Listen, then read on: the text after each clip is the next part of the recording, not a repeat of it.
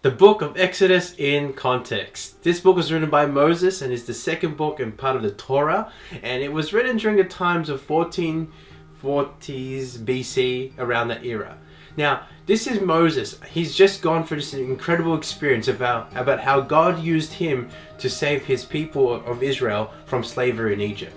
At that time, we see that Israel is under the government of Pharaoh in Egypt, and Pharaoh is seen as a god by his people. And so Moses, growing up in that society as supposed to be, he was killed at the beginning, but he was saved, grew up in that household of Pharaoh, and then he ran away because of some things that happened. He comes, and God tells him to come back and bring his people out of slavery. Now, there's a whole bunch of other things that happen in all of this, but one of the main things that happens is that there's these 10 plagues that happen in Egypt, and then finally the last one, which is called the Passover. This is the first Passover in which every firstborn male was killed, and in order to be saved, you had to smear the lamb's blood on your doorstep, so that when the angel of death came forward, the angel of death would pass over. Hence why this is the Passover, and why it's a very important part of the book of Exodus. Then we find out all the way from Exodus, they go out into the rivers, into the sea, and God splits the sea, and they walk through in dry land. The Egyptians chase them, the water caves in on them, and then they're on their way to the promised land. That's the book of Exodus and what happens in there. But I want to put it into perspective of the fact that what Moses is doing here is documenting exactly what happens so that you and I can read about all of this.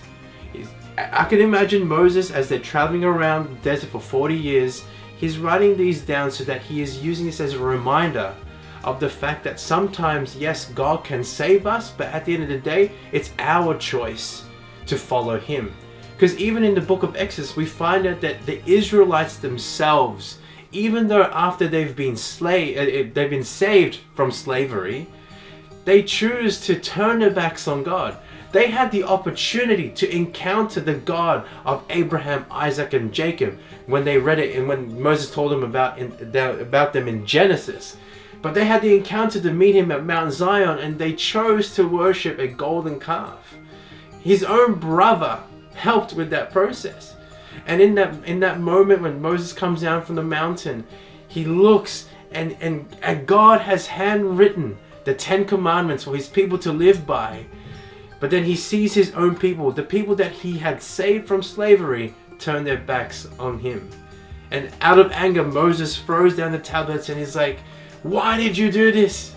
And he was so full of rage because the people of Israel, who were once slaves, still chose to be slaves of a golden calf, but when God offered them freedom in him.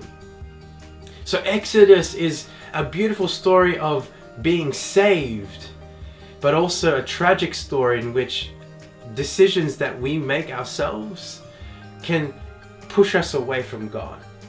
So Exodus is a beautiful reminder to all of us here today that yes, we can be saved through Jesus Christ. But Exodus is a daily reminder of a daily commitment that we need to make to Jesus Christ, to say yes to him. Every day we need to make sure that we always say yes to Jesus. As Christians, if you are a Christ follower, always say yes to Jesus every single day. Being saved is not a moment, just like when the Israelites were being saved. That's not just a moment. It's a daily commitment that we need to make to be a Christ follower. So that's my encouragement to you and the basic context of what the book of Exodus is all about. To God be the glory in all things, for all things, grace and peace.